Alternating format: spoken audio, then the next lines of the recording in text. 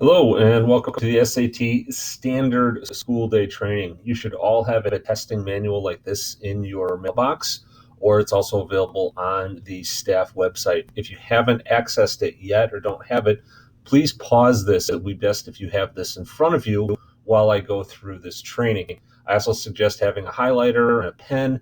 I'm kind of going old school on you this time using the Ladybug to go through the book itself rather than a slideshow.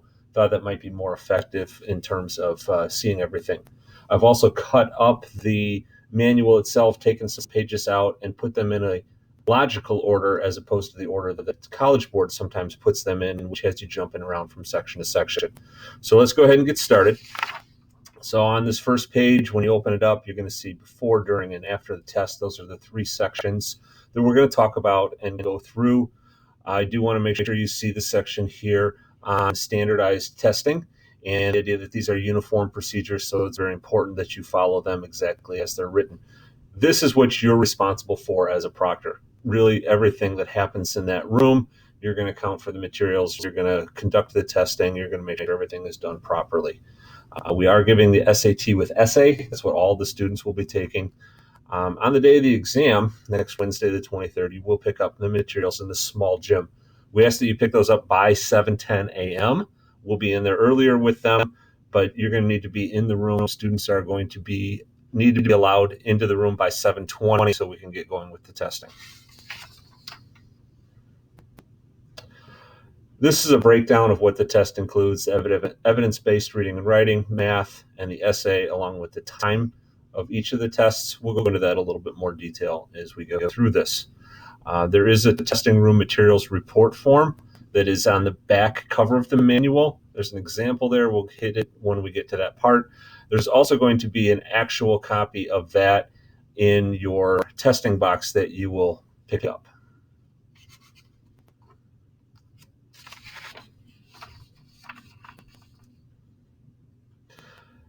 In order to prepare the room, you need to make sure that all of these things are done. A couple of things that I really want to point out is making sure that each room does have a working clock that students can see, and that there's not any materials that are posted this year as opposed to previous years. I'm guessing this is not a problem. Seating will be all set, but do make sure that everybody's seated in the same direction. All right, once we get to the test, you're going to need to post the following information on the board: the date, school name, city, and state, our 6-digit AI code, which is here, 143796, your 3-digit testing room code, which in most cases is the room number, but that will also be listed on your room roster, SAT with essay, and this phrase here: use a number 2 pencil only, do not use a pen or mechanical pencil. It is important that you study and prepare these scripts before testing. Review the script and read everything so you know what's going on and what to expect.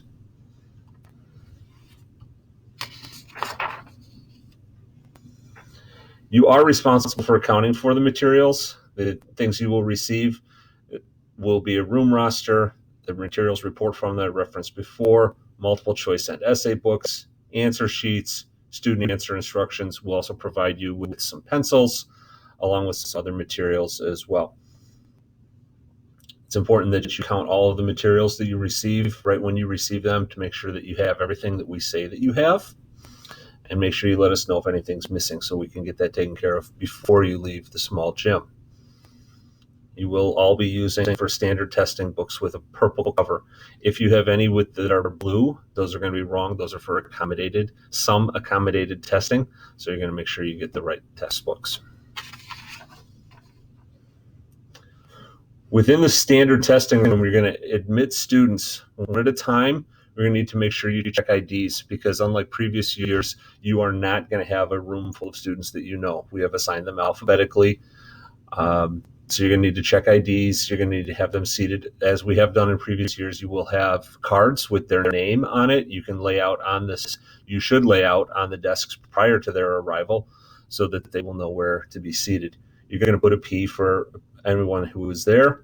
And if you do know a student, you can just mark down that you recognize them. But if you don't, you do need to ask for an ID. Students have been told to bring that. It can be a school ID. It can be a driver's license. Either one will work. Please note, if they're not on your roster, do not let them in. This has happened in the past. It causes lots of problems. They have an assignment somewhere else. They need to go to the room they're assigned to. If they arrive late, you can admit them as long as you haven't started the timed section of the test. We will have somebody escort them to your room if they come after 7:35 or 7:40. Collecting and storing devices. The College Board does not want students to bring cell phones, but we need students to bring cell phones so they can show their self-certification to get into the building. So we're going to provide you with plastic baggies as the students enter the room. You check their ID, give them a plastic bag, or you could have it laid out on the desk already if you choose.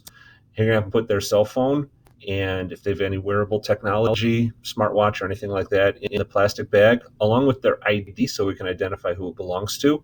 We'll have a box for you then to go around and collect those, have the students put them in that box. Then you can store them to the side of the room where they'll be safe throughout the test. You do have the obligation to monitor the time of the test. All right, they have to be given the entire amount of time. You cannot move on if everyone is done. You have to wait for that time to expire. You're going to record the start and stop times on the lines in the script. We'll point those out when we get there.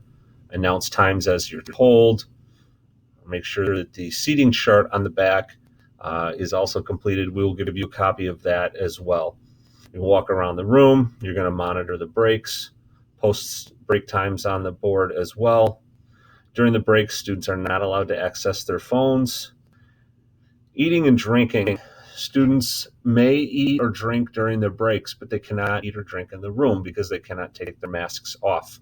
We will have designated areas outside of the building where they'll be able to go, and they can take their masks off and have a snack if they bring that.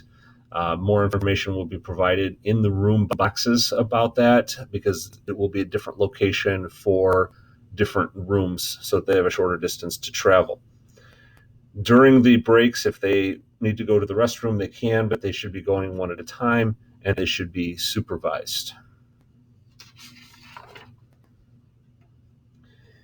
Maintaining security in the room, be vigilant at all times. Make sure there's always at least one staff member in the room. Keep an eye on students' use of electronics and other things, and always monitor the test materials. Make sure they're never left unattended. You need to monitor the students, walk around, make sure you read this section. Prevent copying and communication. Make sure that the students are not doing anything that they shouldn't be doing. Again, I'm not going to read all of this to you. I know you can read that yourself. I'm just trying to highlight some of the more important parts or parts that we've seen issues with in the past. Again, prohibited devices. Before the testing begins, we need to give them multiple chances to turn in their phones, to turn them off when they are turned in. But once the point in the script has been read where you're saying you turn your devices in, after that, if they're seen with the device, then we do need to cancel their score. You'll need to notify me. We'll need to make sure you confiscate the device because we may have to look at its contents. If it makes a noise, though, when you've collected it and it's over on the side of the room, that's not reason to cancel the score. We need to make sure we silence it right away, but we don't have to cancel the score for that. Some other prohibited devices you should be aware of. Bluetooth devices such as wireless earbuds and headphones. We've had issues with these in the past. Students should not have those because, as you're aware, they can have the phone playing music over on the side while they're listening to it while they're taking their test. So we need to not do that. No wearable technology, smartwatches. Highlighters is something students have been trying to use lately as well. All right. As I said, device collection procedures, we're going to use number 1. Number 2 is about collecting their bags. We're telling them not to bring backpacks. We're not going to allow backpacks in the room, so that shouldn't be an issue. Like I said, at the door, you're going to confirm who they are. You're going to either give them a bag or have it sitting on their desk, and they are going to put the phone in that along with their ID and put those to the side.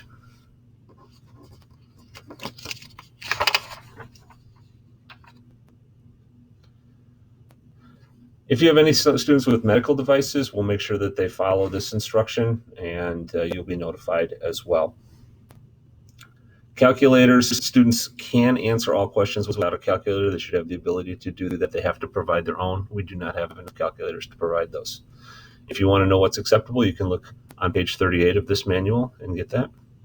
Scheduled breaks, as I mentioned, students need to remain in the classroom because not every class is going to take a break at the same time, and we need to maintain that social distancing during that time.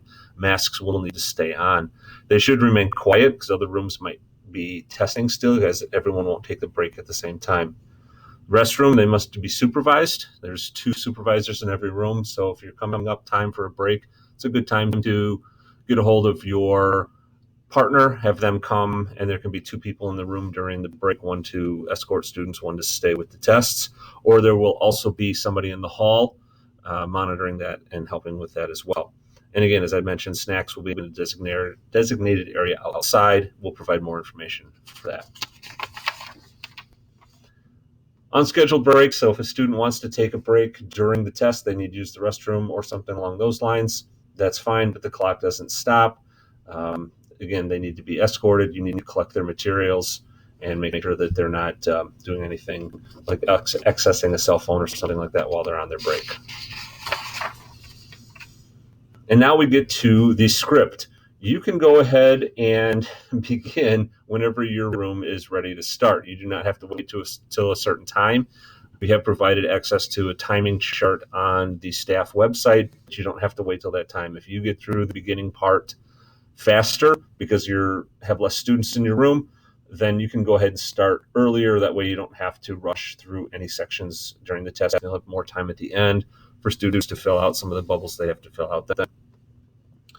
All right, again, put purple book. Make sure you read slowly. Pause where it says pause. Anything that's outside of the shaded areas is what, for information for you, you don't need to read it aloud. Shaded areas is what you will read aloud. So you'll start here, and we'll progress through the testing information. Collection of personal belongings, again, we're going to read A because we're going to collect the belongings, not their backpacks. Again, this is where we need to give them time to turn in, put away, power off any of those devices. All right, here's where you're going to check items. Make sure you walk around, make sure they don't have anything out that they shouldn't have. You're not going to distribute answer sheets till this point where it tells you to. You should not lay them out on the desks ahead of time. That would not be appropriate. We do not have labels on the answer sheets. We did not do a pre-administration session, so all students will need to complete all of the demographic information. That's why we're going to move here to B, because the students have not participated in that administration session. Continuing on with the instructions, we have the school code listed here. Again, this talks about homeschool students. You won't have any homeschool students in there. This is field 5. Students are putting in an ID. We're asking that you please have the students put their student state ID number. This is listed on the seating card that was provided for every student in your room box. So they all have that information right there in front of them. So it's their state student ID, not their school. All right, distributing the books. It is very important here that the essay books are put to the side and you only distribute the test books at the appropriate time. You need to distribute them in serial number order. We'll talk about that and show an example on the seating chart in the back. Information that's listed on the board and that you're going to read to them. All right, when we get to completing the test information on the answer sheets, it is very important that they're going to fill in fields A through C. This is their form code, their test ID, and their test book serial number. If they don't fill those in, their test cannot be scored. So please make sure that they are doing that and that you're checking that as well. We are going to use the standard script for uncombined rooms because all our students are doing the SAT with essay. You're going to go through it in the book. In each time you see a box like this, you're going to mark down the start and stop time. That way we have that documented because you're going to turn this book back in at the end of the testing. So we'll have that record. They're going to take the reading test. There's a 10-minute break. They come back, and instead of going right into the test, they're going to do the certification statement. It's important that you walk around and make sure that they have signed that and completed that certification test. We then go into the writing and language test, which is 35 minutes long. Again, you're going to record the time here. And we move right into test 3, the math test. No calculator, 25 minutes. Record the information here. We then have a 5-minute break before we take the math test with the calculator. Start and stop time again recorded here. After they finish that test, you are going to collect each test book from them, and you're going to collect them in the same order that you distributed them. That way they stay in serial number order.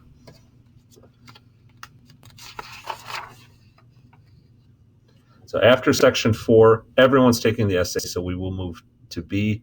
There is a little bit of a break here between sections. You give it an actual 2-minute break. It's going to take a little bit longer because you're going to need to collect books from the first test, and then give them that the 2-minute break.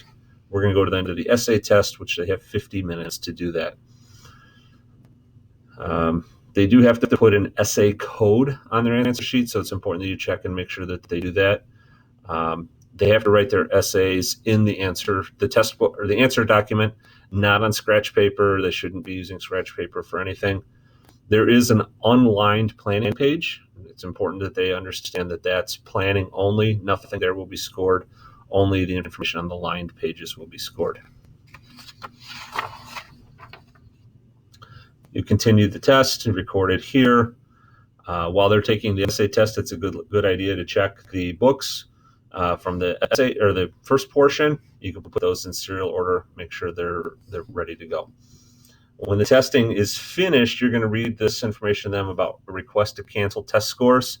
It says here that you'll have the forms in the room with you. You won't. We don't have enough forms to put one in every room. I will have those, so come see me or send a hall supervisor or someone to see me if a student asks for that. In the years that I've been doing this, I've yet to have a student ask on test day to cancel their scores. We all do need to fill out this next information. It's optional, but we're asking all the students to fill it out. We'll go through that here.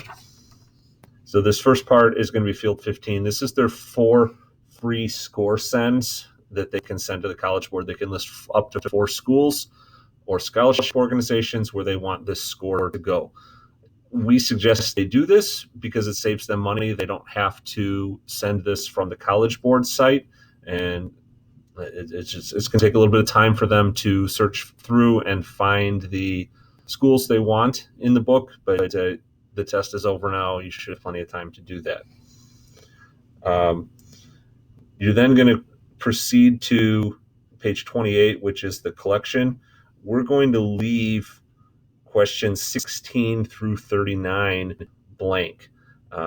These require parent permission to answer. This is survey information, so we're not going to complete that as we've done in previous years.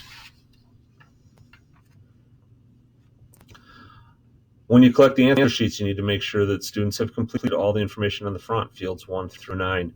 You're going to make sure they got the form code filled in. You're going to make sure that all of this is done before you dismiss them, which you won't dismiss them, as it says, until 12:45. But verify the numbers and everything and keep that all accurate with your information. Again, after the test, you're going to complete the test and materials report form. We'll show that in a minute. You'll eventually return everything back to the small gym. Make sure the roster is accurate. Make sure you have all of these materials collected. In the back then, for additional information we have for you is the second timing chart, which can help you determine the start and stop times. We have the list of acceptable calculators if you need to look at that. And then several pages of irregularities that will explain what the irregularity is, what you should do. I will help you fill out the irregularity report if the need comes to it, but these are nice to have in the room. If you have a question, read these ahead of time so you've got an idea of how to respond in case something like this happens in your room. As I mentioned, at the back of the book then is the testing materials report form. This is an example, but we'll have part of this filled out. You'll need to sign it, obviously. We will complete sections 2 and 3, so you'll know what materials you are receiving, and you'll verify these to make sure they're accurate. And then you'll complete 4, 5, and 6 when you're done, because this is what you're returning, and then we will verify them to make sure that that's accurate. And then the last page is the seating chart and distribution of materials. Again, well, part of this top part completed, you'll finish the rest. You do need to put, as it shows in the example here, serial numbers in each of the seats where they are. You should distribute those as it shows with the arrows in serial number order so that you can maintain that. You are going to hand the books to the students one at a time. You are not going to pass them down the rows. You're not going to have them already sitting out there. And then if time allows, it's not a bad idea to put the students' names in here as well. You can use the cards for that and collect those in the rows so you know where they are.